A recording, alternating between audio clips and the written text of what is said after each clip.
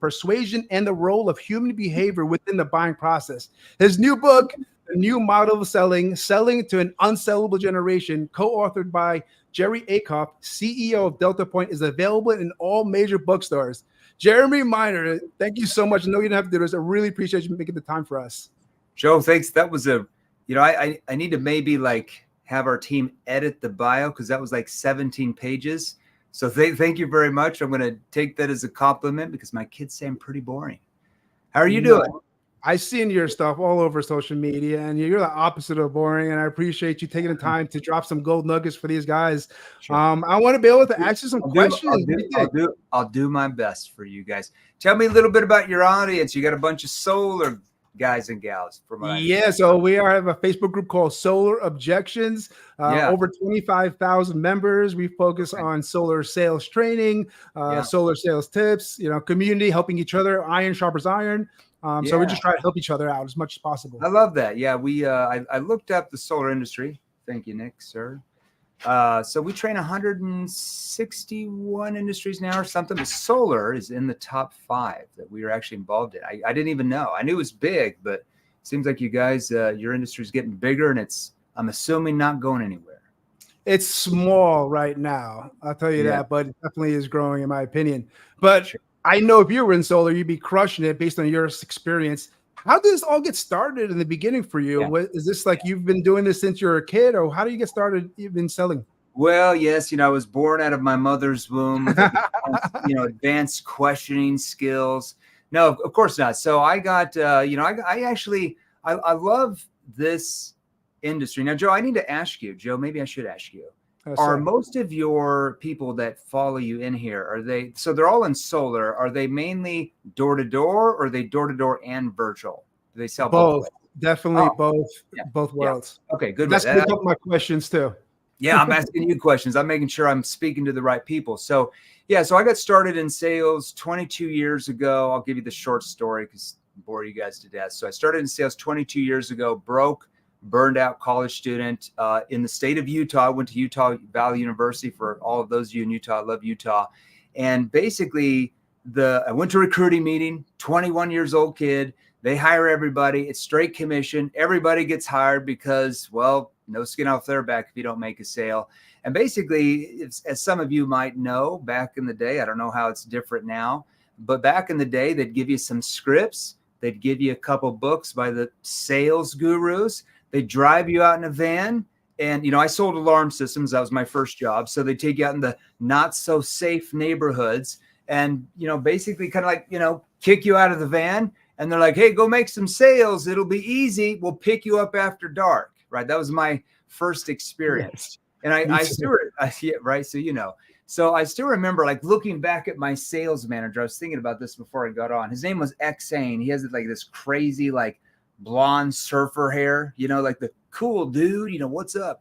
And basically Xane said something like, hey, it's going to be easy. Don't worry about it, J Miner. Like, just knock on the door, show them how excited you are about the alarm, show them that you believe in it, and they're going to believe in it. And I was like, well, yeah, I guess that makes sense. What did I know as a 21-year-old kid? So, that makes sense. If I believe in it, if I am excited about it, if I show them that excitement, then somehow they're magically going to be excited too.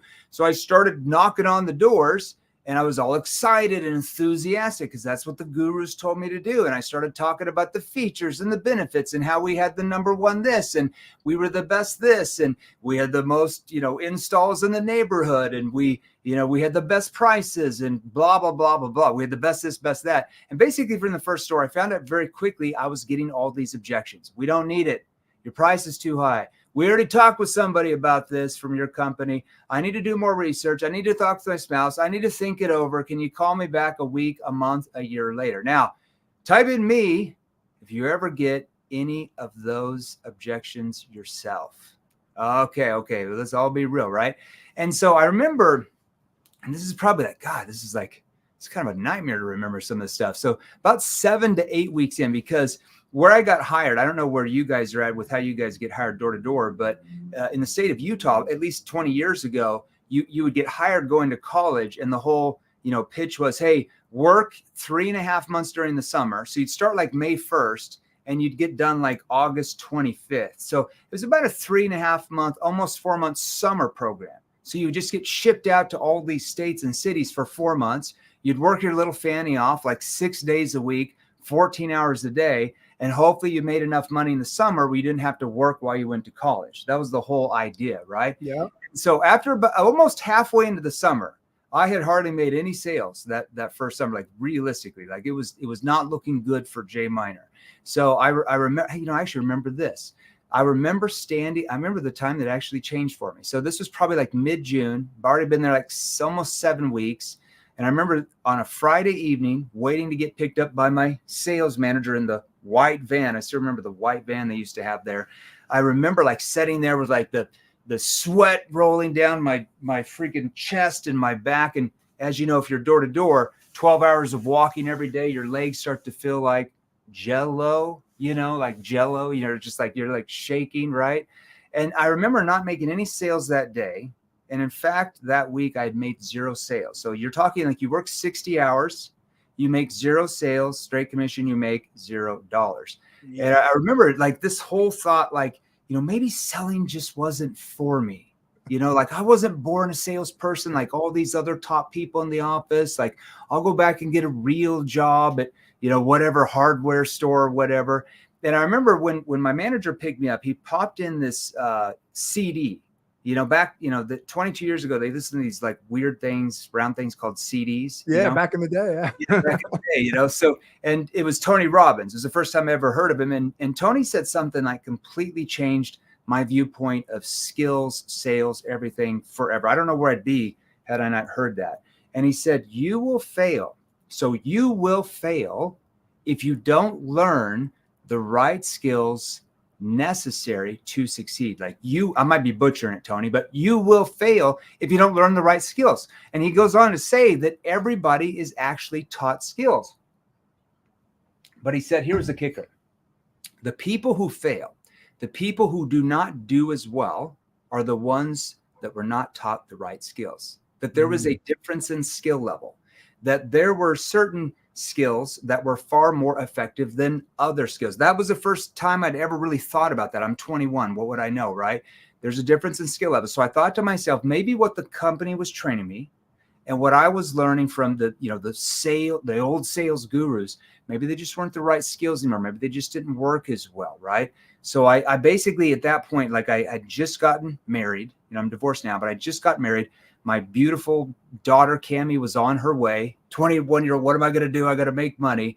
And I decided like, hey, I've got to acquire these skills. Like I can't keep going on this way. So, and I know like all of you on here, like me, you want to provide a great lifestyle for your family. That's why you're in this Facebook group. That's why you follow Joe. But I had a major dilemma because I was using, traditional selling skills, like assume the sale, always be closing, option close, puppy dog close, Benjamin Franklin close, and all these sayings. And some of the techniques would work. I'm just being real. Some of them would work and I'd make a few sales. But I also noticed a lot of the techniques did not work very well at all. In fact, when I used them, I would notice that my prospects would tend, like their guard would come up. Like I'd ask questions and they'd just give me like vague, generalized, like, surface level answers. And then I'd get thinking over objections. So I started noticing these things and I'd get more objections when I use some of those techniques. Now, here's the kicker. This is actually a blessing in disguise. So at the same time, while I'm going through these books from the gurus, I'm going to college. My major is behavioral science and human psychology, okay, which I have an unfair advantage maybe. And so my professors, they were saying that basically the most effective way to communicate was, in an overview, was over here. But the gurus and their programs, they were saying it was over here. It's like really opposite.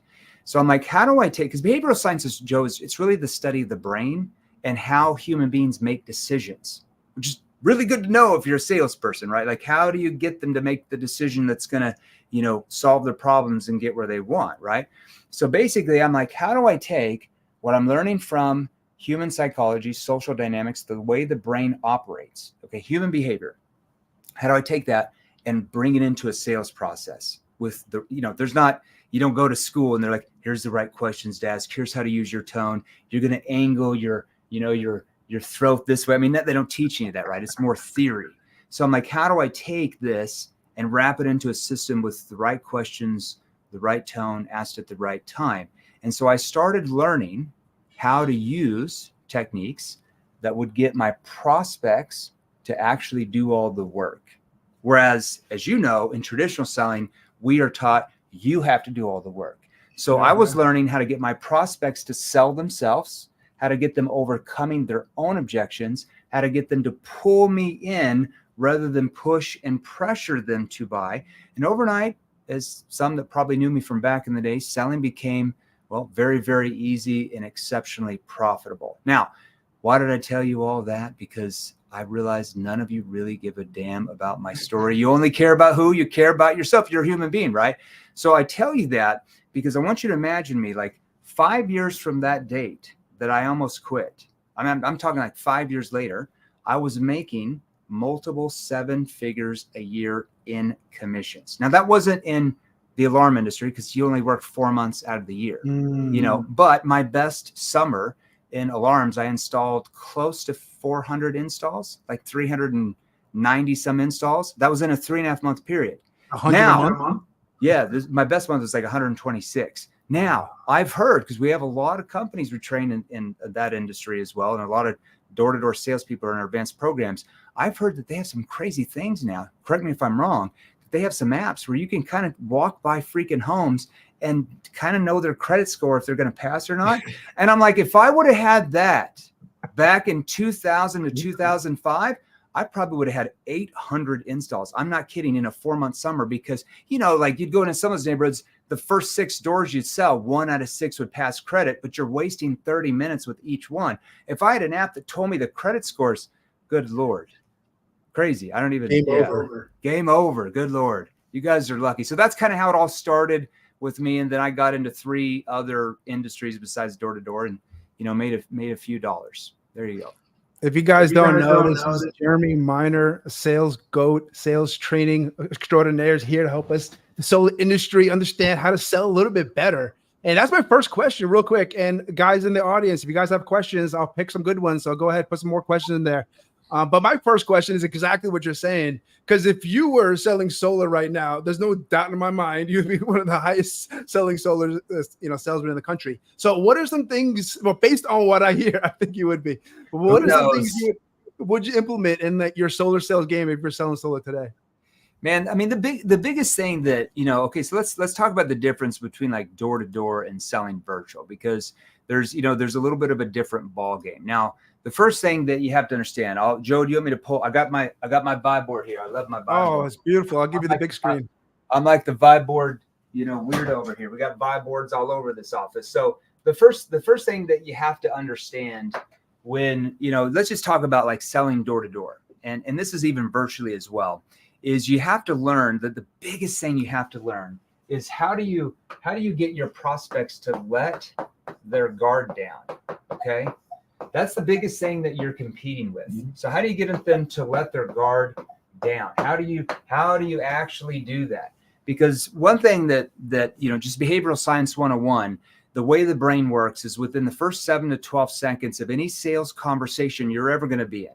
That's if you're knocking the door. That's if you get on Zoom for a virtual appointment in your industry, or even if you're at the home, and it doesn't matter, your prospects subconsciously, okay, we quite literally cannot help it as a human being. It's the way God wired our brains. They are picking up on your verbal and nonverbal cues. Okay, that means your tonality. Okay, and what you're saying and asking that triggers their brain to react in one of 2 ways. That's scary. Triggers their brain to react in one of 2 ways. So if you come across salesy, what I mean by you come across really excited, and I love that you're excited about solar. I would suggest keep that internally, because when you start communicating that externally to a prospect, what the hell do they care if you're excited about solar? Like, what does that mean to them? Like, oh, because you're excited, like, oh, I'm going to be excited, right? Like, think about all the salespeople that try to stuff their thing down your throat that are really excited. You're like, oh, wow, he's really excited about this. I better buy. No, you do the exact opposite. Let's just be real, right? It triggers It triggers sales resistance. So if you come across salesy, if you come across too excited, if you come across aggressive, if you come across needy, some of you know what I mean by that, right? When you knock on the door, you get on Zoom, you can feel the neediness.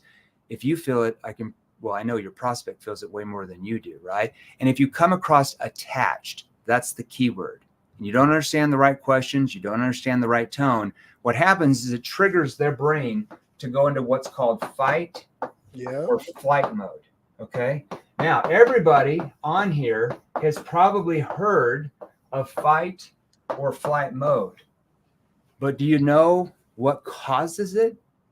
See, that's the thing. We've all heard of it. Like when I was in sales, 21, 22, I'd read books like, people go into fight or flight mode, but then they would never say why or how to prevent it.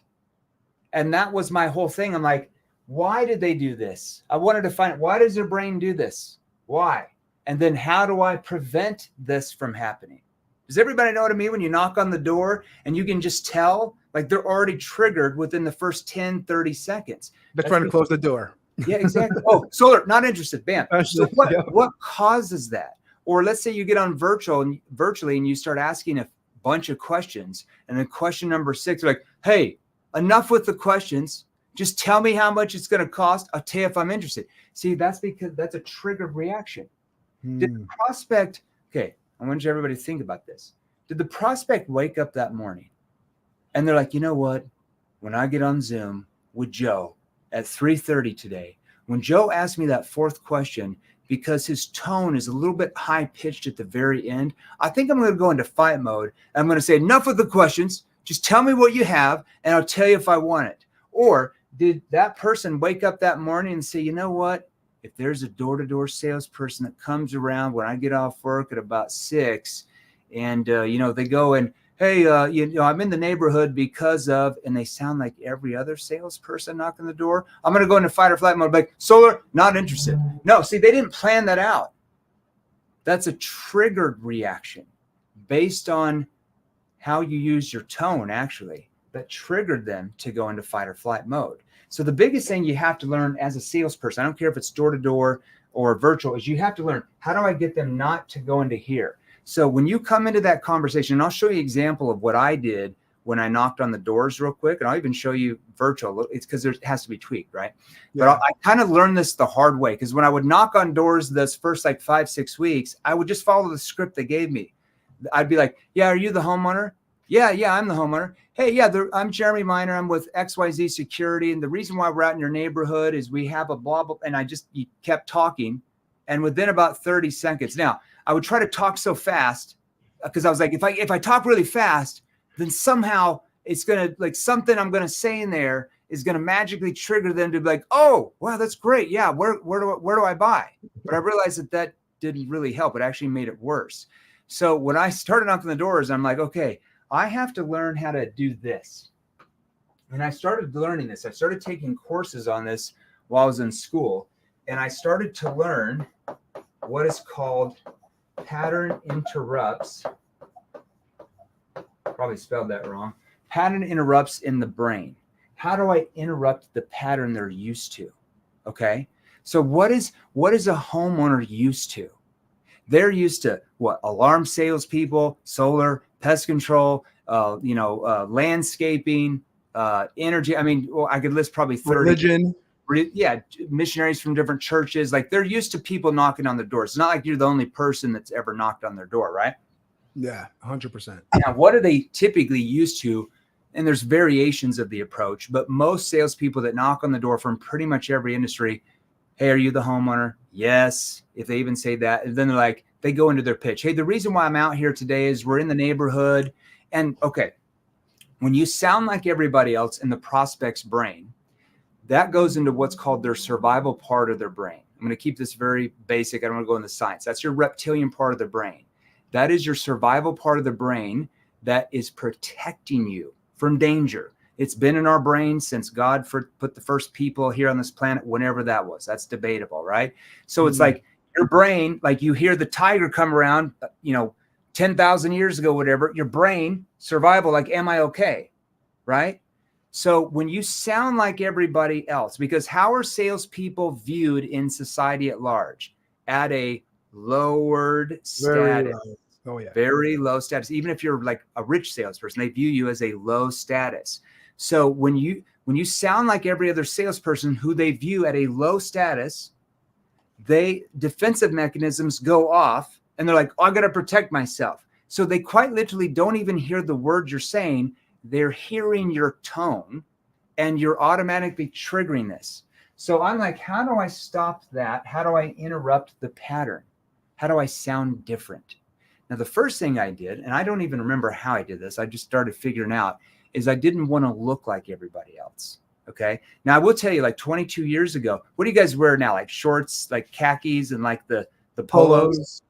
Yeah. Okay. Yeah. So when I first started knocking in the summer 2000, it wasn't actually like that. Just, it was like, we had to wear like dress pants and it was weird. But like the next year we're like, okay, it's really hot out here in the summers. We need to wear the shorts. So, we wore the basic shorts, but what I did is I figured out like, I didn't want to look cool. I didn't want to look everybody. It's like the chains and all that stuff. I wanted to look like a low threat to them. So what I did is I went and bought like a $10 Walmart watch. I still had the khakis, the thing here. I bought the old grandpa white New Balance shoes. Oh yeah. Hey, they're really comfortable, but they just made me look like I wasn't a threat. I wasn't the cool guy, right? And what I did is I went and got I had like a lime green construction vest. And I also had an orange construction vest. I would just change them out. There'd be one week I'd have like 37 installs with the orange one. I'm like, I'm going orange for the rest of the month. I don't know. It's weird. And then I would have like a clipboard, like a meter reader. Okay. Had a clipboard there. I put like a document on there with like 5 or 6 different questions. Like I was taking a survey or something. I'd put like a tape measure on there because you got to measure where the alarm system is going to go. Right. And so when I knock on the door, what I would do, I'll try to do this virtually as best as I can. I'd do about 6-7 feet back and I knock on the door. And when they were coming to the door, I was always looking around. Now with alarms back in the day, the way that they were positioned is like, hey, if you put the sign in the yard where people can see it, you get the alarm system free. You just pay the monthly monitoring, blah, blah, blah, blah, blah. But if I was selling solar, and when we train solar reps and companies that are big in solar, we train them to kind of look up at the roof and like they're writing stuff down, almost like it's kind of a mystery what this guy's or gal's doing out of the door, right? So when they come to the door, I'm like looking at this. I'm like looking at the roof. Like if I sold pest control, I'd probably look at the cobwebs, and the spiders or whatever. So I'm looking here. When they come to the door, and this is going to sound very counterintuitive. Sometimes I've done reels and they're like, what? Jeremy, that's no way. There's no way you can do that. That'll never work. I'm like, what would I know? I don't, who knows? Who knows? And so I'd knock on the door, they'd come and I would still be looking and they would always spark it first. They're like, hey, how can I help you? And I'd be like, yeah, are you guys the property owners here? And I would use a confused tone. Now, why on earth would I use a confused tone? Well, because it's the opposite of salesy, probably. Yes. Well, here's why. So everybody write this down. Your tone out. Everybody's read in books. I know you all have read books that say 73% of the sale is from your nonverbal and verbal ability. That means your tonality and your body language. But then they never teach you how to do that. So we do that at 7th level because that's my background, behavioral science. So a confused tone in the brain causes a human being their brain interprets my confused tone that I am confused about something and they need to clarify it for me. Okay. That's what a confused tone causes your brain to think. Like grandpa walks in to the gas station. He's lost. He's like, can somebody help me? I'm not sure where I'm going. Everybody's like, how can I help you? See, we're humans. Our brains are wired this way. Okay. So I'd be like, yeah, and I wouldn't say homeowner, I would say property owner. Are you guys the property owners here? And they'd be like, yeah, we're the property owners. What's going on? That right there is a pattern interrupt. That right there causes them to be curious. What I just triggered was curiosity, where they are now paying attention to what I'm about to say and they're engaged. Whereas when you knock on the door and you start talking, they are not even hearing the words you're saying. They are quite literally interpreting your intention as salesperson trying to sell me something because you're talking fast and you're just talking. That's how they're interpreting what you're doing. And that's why you get rejected very, very quick. So that's just one thing. That's one example. There's tons more for your patterns. But I learned that. And so quite literally, like I literally can count on both of my hands in a 5-summer career selling alarms, how many people slammed the doors on me. It was like nobody did. Okay. Because I triggered curiosity. I could go out and knock on 5 doors and sell 3 out of 5 pretty easy. Okay. That's one example. What else you got for me? I love that. So let's say you're at the door and you got the door open and now they're curious, they're talking to you. Sometimes it's easy just to make an appointment. Oh yeah, make an appointment. They say yes, but like, how do you actually make sure it's a quality appointment that homeowner's going to show up and be ready? Yeah. Well, one thing you have to do is you have to build a gap.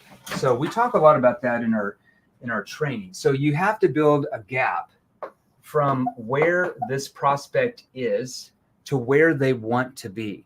Now, the thing is when you're going out on the doors or even virtually, so there's a difference here. So when you're knocking door to door, you're coming to them, okay? They don't even really know they have a problem, right? Otherwise, they would have called you. So they don't even know they have a problem. Or maybe they do, because if they show up virtually, they know they kind of have a problem, right? But they do not understand really the depth of the problem. More than likely, unless they're a lay down. They don't understand how bad it really is. They don't understand the consequences of what happens if they don't do anything about solving the problem. So it's your job to help them build a gap from where they are, okay, to where they want to be or where they can see they can be. And when you build such a gap, and I'll show you a few questions to help you do that are industry specific. When you build that type of gap, what it triggers in their brain is it causes them to feel like there's a need and there's urgency to actually book the appointment and show up for the appointment. The problem with if you have a hard time with show up rates. So I'm talking like if you don't have at least 7 out of 10 people show up to the appointment, that means you don't know how to build a gap yet. And so they don't feel like they have really a problem or a need. And so when, grandpa calls and says, hey, can you come over here and bring the shovel? They look at like, oh, grandpa is more of a priority than the door-to-door salesperson because they don't feel like there's a problem or that much of a need. And they just forget about you. That's what it is, right? So what I want to do when I finish knocking on that door, they're like, yeah, we're the homeowner. I'm just like, oh yeah, I'm Jeremy Miller. I apologize. I don't have much time. I've got an appointment a couple of doors down, but I stopped by to see if you guys could possibly help me out for a moment. Confused tone. Sure. Yeah. What's going on? How can I help you? Well, I'm not even sure if you could, if you speak with your neighbors or really know what's going on, but it's actually easier if I showed you, like, this is your house. See how I'm like, it might be like, I'm still confused. It might be easier if I actually showed you, like, see your house here. These are all your neighbors. They get all their electricity now from us instead of like Nevada Power. And we're not selling solar panels. If that makes sense, they'd probably already be on your roof. Then I'm going to go into a little bit more. The reason why we're out here is we just compete with Nevada Energy. Like, what was the main reason that you guys picked them to pay them for like your electricity? I'm confused. Well, I didn't have a choice. Well, probably a cheesy question, right? But are you opposed to homeowners even having a choice? Well, no. What do you mean? See, when I ask a cheesy question, okay, that's an obvious answer. The thing that you do is you put, this is kind of a cheesy question, and then you ask the question, and it doesn't make it cheesy in their mind. Does that make sense? That's another example of a pattern interrupt. Okay, so that's just one little example. There's a lot more to that, but that's kind of how you get into it. Like, oh, it might be easier if I actually showed you. See, I'm like, they don't know what's going on. It's like a mystery, like, what's going on? So they start to engage. But you have to, the thing that you have to have there is you have to have that kind of confused tone in the beginning. Now, when you get into it, you don't want to act confused then, because then they're going to look at you like you're an idiot, right? But in the beginning, if I want to get them to let their guard down and like, what's going on? I have to almost act a little bit confused because they come to your rescue. Does that make sense? All right. Let's keep going. There's a lot more to that. 100%. I love this. You're dropping so much fire. Again, so many comments. We actually have one comment I wanted to ask from you. He's asking about those pattern interrupts, but virtually. Yeah. Any ideas? Any some tips there? Yeah, so it's a little bit different virtually. Let me pull up one of your sales structures from a huge company that we just took over that I personally wrote myself for your industry. Oh yeah, here we go. I'm just looking at this myself. All right, so yeah, so let's say they show up virtually. Now I've seen scripts from a lot of companies, and they kind of jump in their solution. So what you want to do is, whether it's on the door or especially if it's virtually, you have to learn how to get the prospect into results-based thinking, okay, rather than cost-based thinking. Most salespeople get them into cost-based thinking. I want to focus on results-based thinking. See, one thing you have to understand is you're not selling the thing. Okay, you're selling the results of what the thing does, right? Yes. So in solar, you're not selling them on going solar. You're not selling them on going green. Okay, those are just like down the road. You're selling them on maybe a lower bill. You're selling them on a locked-in rate. You're selling them on what happens because they go to solar, which eventually they might not have a bill. So you're selling the results of what solar does for them, not the thing itself. And that's what most salespeople don't realize. You're selling the end result. So right at the very beginning, let's say they get on Zoom, can you hear me? Yes, I can hear you. Can you see me? Oh, hey, I can't see you in the video. Is your video broken? A lot of times you do that to get them on it. I'll be like, oh yeah, I've got to get the video on. You see, I'm acting confused. Because I want it. Why would I want to see them on the video? Body language, baby. Yeah, I gotta read their body language. Now it's most important that they can see me. That's the most important, because now I'm a human being. I'm real. But if I can see their body language, I even have a better advantage. But you don't want to be like, I've seen a lot of salespeople in the industry. Hey, can you turn on your video? I really like to see who I'm working with. Lame, so salesy. Like, no, why do you need to see me on video? You're just like, are you? I can't see you. Is your video broken? Yeah, a lot of times they'll be like, yeah, let me turn it on, right? Or they'll be like, oh no, I don't like to turn my video. Well, what are we gonna do with you over there? It's 3 o'clock. Are you still in your pajamas, George? Oh no, I'm not buying pajamas. And they turn it off, right? See, that's a playful tone. Well, I guess I can forgive you. What are you doing over there? It's 3:30. Are you still hanging out in your pajamas, man? Oh no, I'm not. See, I'm playful there. I have to use that as a playful tone. Now, a lot of salespeople, because they don't know how to use tone yet, they're not trained how to use it. They'll be like, yeah, can you turn on your video? Oh, okay. What's going on? Are you in your pajamas over there? Whoa, weird. That sounds weird. See how my tone, I said the same thing, but my tone influences how you feel when I say it. Okay, that's a playful tone. I'm sarcastic, right? And so then what I'm going to do, okay, so I've got the notes here. Looks like you booked on the calendar about possibly, looking at ways to maybe lock in your rate and lower your power bill, right? Right. Now, what did I just do there?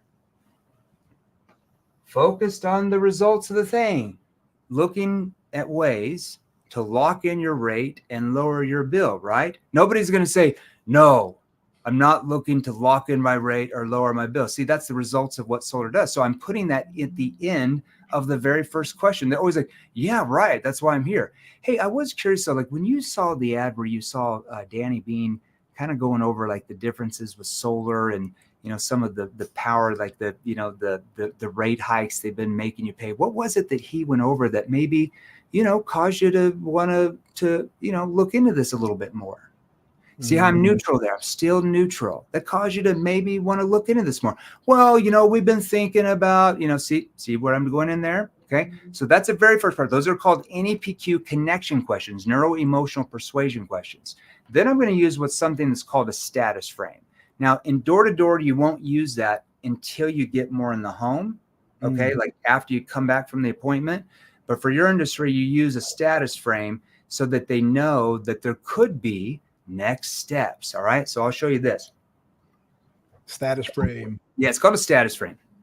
So when you come into any conversation, okay, You want to get that prospect within the first few seconds to feel you're at least as the same status as they are.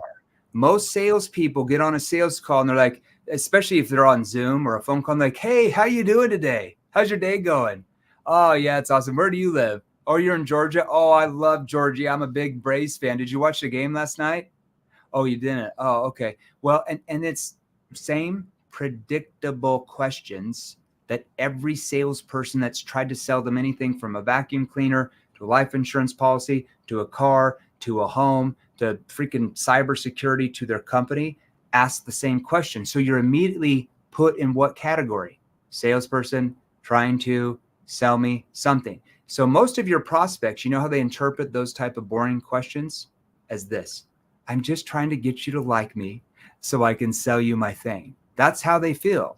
And so what you're doing, you might not be aware of it, but if you have a lot of your prospects, when you ask questions that give you vague, generalized, surface level answers, it's because you are triggering them to put up the wall by using same predictable questions that every salesperson says anything ask. Now there's a lot more to that. So I want to be different. Okay. I would say the first part of this call, I mean, it's pretty basic. It's really more for us to find out kind of more about like your usage, like what you're doing, like what you're paying there and what type of rate hikes they've been making you pay, maybe compared to what you're trying to get the bill down to, just to see if we can help. And then, towards the end of the call, if you feel that, hey, this might be what you're looking for, we can talk about possible next steps. Would that help you? Yeah. No, it would not help me to talk about possible next steps. See, I'm neutralizing that. Now, what did I do there? I want to show everybody. If I could share my screen, I could even show you this. The first part of the what's that? You want me to share my screen? I'll actually show it to you. You only have a few minutes left. If you have, I want to make sure we have plenty of time. But you, I'll go 15 more minutes for you guys. Oh, sweet. Let's go. Go to the comments, everybody. Go ahead. If you want, I can share my screen on here. Can I just click on present and share screen? Okay, let's see if I can do it on my end. Okay, slides. Oh, share screen. Yeah. I always forget how to use StreamYard on this. That's my favorite. So I need to go window. Yep. Yeah. Okay, let's see what we got here. You guys are lucky here. What do we got? Is that good? Yeah, I see it. All right. So look at it. This is called, see here what I have up here. Connection questions, solar inbound. Okay. So we have scripts for every industry at this point. Look but at that. See what I talked about? It looks like you booked on the calendar about possibly looking at, ways to lock in your rate and lower your bill, right? See even how I'm using my hand gestures. Now, what did I just do visually about ways to lock in your rate and lower your bill, right? See, visually, I'm getting them in results-based thinking about that, okay? So when I go down to the status frame here, okay, yeah, in the first part of this call, I mean, it's pretty basic. Wash my hands. It's pretty basic. It's really more for us to find out about, your usage, what type of rate hikes have been making you pay lately compared to maybe what you're trying to get the bill down to see what that gap looks like. And then, towards the end of the call, if you feel that, hey, it might be what you're looking for, we can talk about, possible next steps. Would that help you? Now, what did I just do there? Okay, the first part of this call is pretty basic. Why on earth, Jeremy, would you downplay the call? You got to make it seem important. Why would I downplay it? Because I remember I have to get the prospect to what? To let their guard down. When you downplay things, prospects don't feel pressure, okay? They feel pressure, the guard goes up immediately. That's our brains, our defensive mechanisms. So why do I say it's pretty basic? It's just more for us. I want to guard it. Find out about your usage, what type of rate hikes have been making you pay. Now, this is a key word here, okay? What type of rate hikes have been making you pay? In America, Americans don't like to be made or forced to do anything. What type of rate, look at my hands. What type of rate hikes have been making you pay? See what I just visually did? I instantly created a gap visually in their brain compared to maybe what you're trying to get the bill down to. See what I just did? To see what the gap looks like? See, this is all psychology here that you have to learn how to do. Everything I'm doing here is intentional, okay? And then towards the end of the call, if it might be what you're looking for, why would I use might be or possible? Because you've all been trained. You got to assume the sale right when you knock on the door. Well, you just get a door slammed in your face. Now, I can assume more during the conversation after I've built a bigger gap in trust. But how could I start assuming, especially if I'm knocking on the door cold call, and that's basically a cold call, how can I assume in the beginning when I literally have zero trust and credibility? Do I know I can help them? Yes. Does the prospect who I knocked on their door 30 seconds ago, who doesn't even know me from Adam, know I can help them? No. So what do I first have to do? I have to get them to let their guard down. That's the same thing virtually as well. Get them to let their guard down. And by the end of that conversation, oh yeah, I'm going to build such a gap from where they are to where they want to be, where they feel like I am like the answer, the miracle that knocked on the door, where they're like thanking me with their firstborn child to save them this money because they had no idea that they were getting forced to pay all these rate hikes. See, that's when you learn how to get the prospects to do all the work, because once again, who has the problem? They do, not you. They're the ones that have the problems. Who has the solution to solve the problems? You do. So you got to start acting like that, right? Does that make sense? Oh, 100%.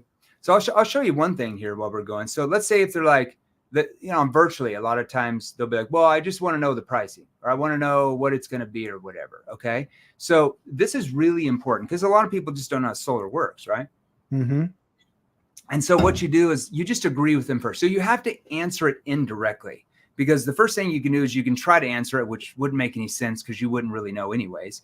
And they're just gonna be like, oh, blah, blah, blah. Or you can like sweep it underneath their, oh, I'll go over that with you later.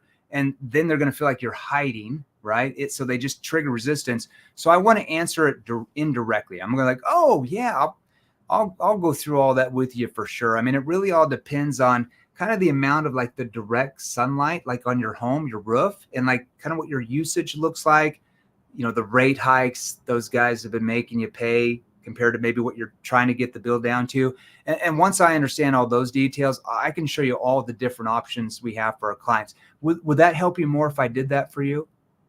And they're like, yeah, that would help me more. And now they become open to my questions. And now it makes sense because I'm asking questions about those things for them to be more open. You see what we're doing there? Does that make sense to everybody? Oh my God. Everybody's throwing so many comments in. Fire, amazing, love this. They're all gravitating towards it. You're literally giving like training that's going to help someone make $1 million a year. Like, just they took what you're teaching them and really learned it, they could take an average rep and make them a millionaire. Would you say that? Well, we have a lot of salespeople that make 100, 150 grand every month, virtual, or they don't even have teams. They're just like virtual salespeople, or they door to door. I can tell you there's a lot. No, there's not like 5. There's like, it's like a dime a dozen, these millionaires now. So there's a lot more to this. You can't just ask 3 questions and be like, oh, it's over. I'm going to close them all out, right? There's more to this process. So, that's a little thing over there. Now, hey, how long have you guys been using Nevada Energy? This is, one for a big company we have there in Nevada. Oh, 4 years. Now, hey, how long have you guys been using Nevada? Oh, you've been with them 4 years. And your electric bills, could you tell me a little bit more about those? I know most of the year they're pretty low, but what have they been making you pay lately? Now, what did I just do? I know most of the year they're pretty low. Why on earth, Jeremy, why on earth would you try to convince them that their bills are low? Do you know why? Because the way the brain is, when I downplay something, your people will typically make it a bigger deal. But when I make things a bigger deal, especially if they think I'm a salesperson, you're going to notice they downplay it. So when you knock on the door, you're like, oh, you can save all this money, blah, blah, blah, blah. They're like, well, I mean, it's not that much. Literally, because I try to upplay it, your prospects, most of them, unless they're laydowns, will literally downplay it. So when I know most of the year they're pretty low, but what have they been making you pay lately? Now, what happened to my tone? I know most of the year they're pretty low, but what have they been making you pay lately? Now, why would I lean in? That's what type of tone I choose? A concern tone. Yeah. Now, my concern, remember, your tone is how your prospect interprets the meaning behind your question. So when I come in with a concerned tone, the prospect interprets that I just said, what have they been making you pay lately? That I'm concerned for them. And that triggers their brain to trust me more. Even though I was just knocking on their door, they showed up on Zoom and didn't even know who I was. So that automatically keeps their guard down. Okay. So what have they been making you pay lately? Yeah. If you look here, like this is your neighbor, Bill, you know, the guy, he has the red door there. He's always walking that little dog with the Prius, you know, that guy. See, this is another pattern interrupt. Yeah. He's now visualizing the red door. He's visualizing Bill with the dog walking. I'm pattern interrupting. That's what I'm doing right there. That's a pattern interrupt. Yeah. If you look here, it's gone. I mean, it's not horrible. It's like it went from 13 cents a kilowatt to 28 cents a kilowatt in the last 3 years. I mean, it's not horrible. It just doubled is all. What? It doubled? What? See? I mean, it's not that bad. It just went from 13 cents a kilowatt to 28 cents a kilowatt. That's just a little bit less than doubled. What you'll find that what? Huh? What do you mean it doubled? See, I'm triggering curiosity. I'm downplaying a bill that almost tripled. Hey, what? You know, I don't have much time. I've got to go. I've got another appointment. But what was the main reason you chose those guys? I didn't have a choice. Well, this is kind of a cheesy question, but are you opposed to homeowners having a choice? Maybe. See, it's kind of a joke. You can use a playful tone on that one as well. Okay, and there's a lot more to that. But anyways, I don't want to bore you guys. I love that. Speaking of a cheesy question, I got one right up my sleeve here, so I hope you don't mind. So what do you say to people who are like, oh, I don't want to use manipulation to like sell. I want to just sell. Like, do you feel like is any manipulation involved with your sales strategy? What I think the problem with that way of thinking is if you can't get the prospect to let their guard down, you can't help them solve their problems. And if you can't help them solve their problems, they stay in the status quo. I hate to tell you guys, I love you guys very much. If you cannot get the prospect to let their guard down, if you cannot help them relive their pain or get them to feel the fear of future pain, there is no urgency for them to want to change. Let me give you the most powerful human driver. What is the most powerful emotion that causes a human being to want to change? Tell me I'll go put it in the comments. Yeah, go put it in the comments. What is the biggest emotion that causes a human being to want to change? Go ahead, put it in the comments. What do you think? Yeah. What is the biggest emotion that causes a human being to want to change? There's two things. Harry's right. It's pain or the fear of future pain. Okay. So if you cannot help your prospect relive their pain, okay, or cause them to feel a fear of future pain, they don't feel any need or urgency to want to change. Yes. And if they don't want to change, there is no sale. And if there is no sale, what happens? Their pain stays the same. They stay in the status quo. Their problems stay the same. They keep paying the rate hikes year after year after year after year, and all because of you. So if you can't help them relive pain, there is no sale. If I cannot help them, get them to let their guard down, you're going to get tons of doors slammed in your face. You're going to work 12 to 14 hours, whereas we have clients who work 3 or 4 hours, and they're making 5 times more than you. You're going to burn out pretty quick, I can assure you. Working that many hours, knocking that many doors, appointment after appointment on Zoom, and you're barely closing. Or when you do close, over half of them never get installed. They cancel. Do you know why they cancel? Because you haven't learned yet how to build a gap from where they are to where they want to be, where they feel that pain or future pain. And that's why when you leave, when you try to push and pressure them into it and convince them with logic and facts, when you're gone, guess what? All that goes away. And then they call in a couple days later, a week later, 2 weeks later, a month later, and they cancel. See, we have reps that sell exactly what you do, that have installs that get in 2 months later, that might have 15% of them cancel. Just a whole game changer. You sell way more, you get most of them installed, you make more money. It's just magical. I don't know. There you go. Hey, so we only have a couple of minutes left. Can we do 1 or 2 more questions, or you got to bounce? Yeah, I got one question. Make it a good one. All right. Because we talked a lot about your sales training mastery, which is obvious, but you're also a personal brand. Like you're a huge influencer, and that's a whole nother skill set. And I think that's a huge thing that people should learn. Could you give some tips on building a personal brand? Yeah. So,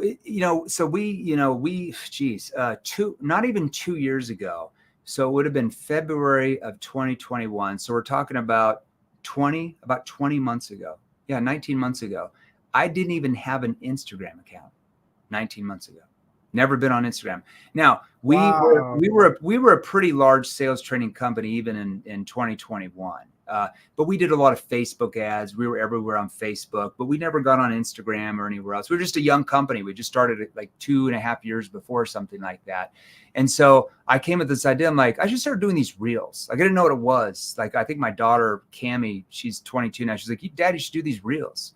And I'm like, what the hell's a reel? And so she started showing me this. And so we got a couple videographers. We hired them. Our corporate headquarters are here in Scottsdale, Arizona. And so these videographers just started following me all the place. Like I have a videographer who's like my right-hand man. Nick like literally almost goes to the bathroom these days. I don't even know what's going on. What is out there online. So we do 180 reels a month. 180 reels a month. Like wow. I see a lot. Then that's yeah. amazing. Yeah, so we're probably the largest sales training company. There's a few other people out there, but probably the largest sales training company on Facebook and Instagram for sure. Pretty huge on there. But anyways, just from those reels, we have like almost, I think 570,000 followers from free reels over the last 19 months. Okay. Just off our IG, let me tell you guys, just off of our IG reels, and then they get into the DMs, and we have people in the DMs that message them because they want to learn how to sell, because we train pretty much every industry. We make over $1 million a month just from Instagram reels, just one platform. Like ExxonMobil is our client now. We got them because their senior vice president started following me about 6 months ago on freaking IG reels. Okay. So huge. Things can change very, very quickly. I've got celebrities that follow me from IG reels, and they're like, man, like, I've got this pitch I've got to do. Or can you help me? Blah, blah, blah. People on Shark Tank. I love those people. I love those guys now. So what it is you notice that I just talk about whatever the subject is. So for you guys with solar, even if you did 1 or 2 a day, and what I do out of those 100, here's what you should know. Out of those 180 reels a month, those are not all intentional. There's only about 50 of them that I do that are intentional subjects. So what we do is we have a marketing manager that goes to YouTube or goes to Google every day and types in what salespeople and entrepreneurs are searching.